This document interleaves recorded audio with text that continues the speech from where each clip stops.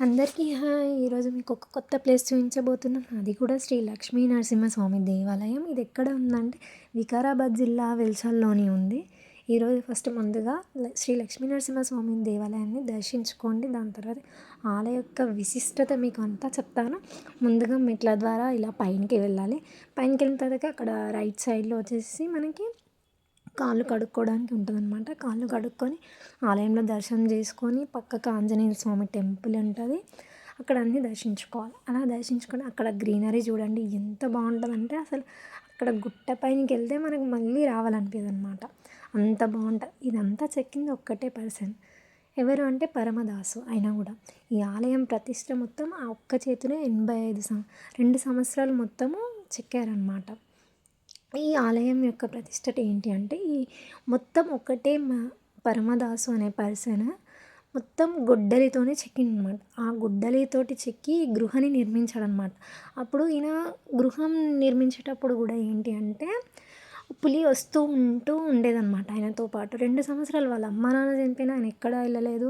అలానే ఉండి ఆయనకి రాత్రిపూట ఏంటి అంటే ఆ గుడి తవ్వడానికి మెయిన్ రీజన్ ఏంటి అంటే ఆయన మొత్తం ఆ గొడ్డలితోటి అంతా అంటే ఆయన ఒకరోజు ఈవినింగ్ టైంలో గొర్రెలు కాపడానికి వెళ్ళాడనమాట. గొర్రెలు కాయడానికి వెళ్తారు కదా, అలా వెళ్ళిన టైంలో ఏంటి అంటే నైట్ వచ్చి పడుకున్నాక పరమదాసు కలలోకి వచ్చి స్వామివారు ఏం చెప్పారంటే నేను అక్కడ ఉన్నాను, నాకు ఆలయం ప్రతిష్ఠించు అని చెప్పారు.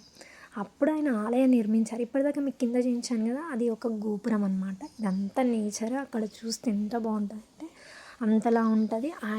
ఆయన నేను కూడా చూశాను.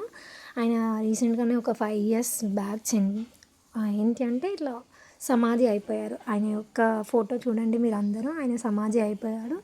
ఇప్పుడు ఉన్న ఎవరైతే పూజారి ఉన్నారో ఆయన వాళ్ళ మన్మడే చేస్తున్నాడు. ఇక్కడ పైనకి వెళ్తే ఏంటంటే శివాలయం ఉంటాయి. అక్కడ కూడా 8 జ్యోతిర్లింగాలు ప్రతిష్ఠించారు. ప్రతి ఒక్క గోపురంకి ఒక్కొక్క విశిష్టత ఉంది. అక్కడ ఉన్న శివుడు కానీ ప్రతి ఒక్కటి కానీ ప్రత్యేకమైన విశిష్టత ఉంది అక్కడ వెళ్ళేది అది ఇంకోటి కింది దారి, ఇక్కడ వెళ్ళేది లోపల ఇంకొక దారి ఉంది శివాలయం. అక్కడ అలా సూర్యుడు గోపురం మీద పడుతూ ఉంటాడనమాట. మీరు కూడా దర్శించుకోండి ఆ శివయ్యని. హరహర మహాదేవ. ఇలా నంది నుంచి 2 వేల మధ్యలో నుంచి చూస్తే ఆ శివుడు కనిపిస్తాడు మనకి. ప్రతి ఒక్క లింగానికి ఒక్కొక్క విశిష్టత ఉంది. ఆ పరమదాసు ఏంటి అంటే 2 సంవత్సరాలు ఒకరిని బయటికి వెళ్ళకుండా ఆయన కట్టాడనమాట. ఈ గృహాలన్నీ నిర్మించాడు ఆయన ఓన్లీ ఒక గుడ్డలతోటే. ఆకలి నిద్ర అన్నీ మర్చిపోయి ఒక్కడే కష్టపడుతూ ఆ స్వరంగం లాంటివన్నీ నిర్మించి పరమదాసుడు అసలు ఏంటంటే ఒక ప్రత్యేకతమైన గుట్టని కరించి గుడిలా మార్చారు. కొన్ని దశాబ్దాలుగా నరసింహస్వామి సేవలోనే మునిగిపోయాడు ఆయన. తర్వాతకి శివాలయము, తర్వాతకి అలానే ఆంజనేయ స్వామి అన్ని దేవాలయాలు అక్కడ నిర్మించారు. ఆయన ఒక్క ద్వారానే సాధ్యమైంది. అలానే దాని తర్వాత గ్రామస్తులందరూ ఈయన యొక్క పాటు ఉండి ఆయనకి హెల్ప్ చేశారు. బాగా హెల్ప్ చేసి దాని తర్వాతకి ఏంటంటే మంచిగా ఇంప్రూవ్ అయింది టెంపుల్ అనేది. అక్కడ వ్రతం అనేది ఒకటి ఉంటుంది అనమాట. మీకు లాస్ట్కి కింద వచ్చాక కనిపిస్తుంది. అది చూస్తే మీకు అర్థమవుతుంది. చాలా బాగుంటుంది. టెంపుల్ వచ్చేసి ఇది కేదార్నాథ్ ఆలయంకి సంబంధించింది. ఇది కూడా ప్రతిష్ఠించారు. 8 జ్యోతిర్లింగాలు ఎంతో అద్భుతంగా ప్రతిష్ఠించారు. ఏంటంటే దానికి ఉన్న ఒక విశిష్టత, మనం ఏ కోరిక కోరుకున్నా అక్కడ నెరవేరుతుంది మెయిన్.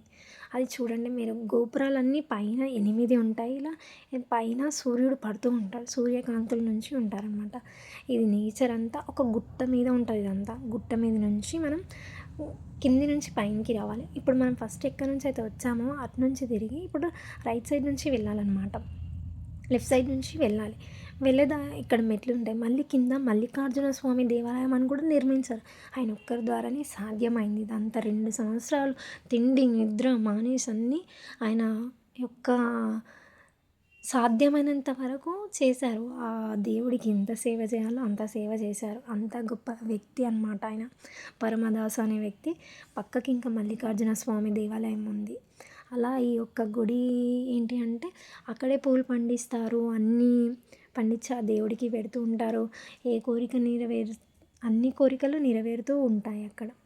ఏంటి అంటే టెంపుల్ గోపురాలు చూడండి మీరు ఎలా ఉంటాయంటే పైనకి ఇలా త్రిశూలాలు అంతా బాగుంటుంది. శివాలయం మల్లికార్జున దేవాలయం ఇది వచ్చేసి కింద అక్కడ పైనుంచి కింది దిగే టైంలో లెఫ్ట్ సైడ్లో ఈ టెంపుల్ అనేది ఉంటుంది. మల్లికార్జున దేవాలయం మనకిది దర్శించుకోండి అందరు మీరు కూడా. అలా ఆ దేవుడి యొక్క ప్రతిష్టత ఏంటంటే సూర్యుడి కాంతులు చూడండి ఎలా పడుతున్నాయి. ఇలా ఇంకా పక్క నుంచి దారి వెళ్ళేది ఆ గుట్ట, ఆ గ్రీనరీ చూస్తే అసలు మీరు బయటికి వెళ్ళాలంటే అక్కడున్న పిచ్చుక గూడు అది ఒకటి నేను తీశాను మీకోసం. అక్కడున్న పూల తోట ఇది. పువ్వులు కూడా అక్కడే పండించి ఆ స్వామివారికి పెడుతూ ఉంటారు. అది ఒక దేవుడి యొక్క విశిష్టత అనమాట. ఆ పరమదాసు స్వయంగా ఆయన చేతులతో చెక్కి కట్టిన దేవాలయం ఇది. చాలా బాగుంటుంది. అందరూ దర్శించుకోండి. జై బోలో నరసింహస్వామికి జై.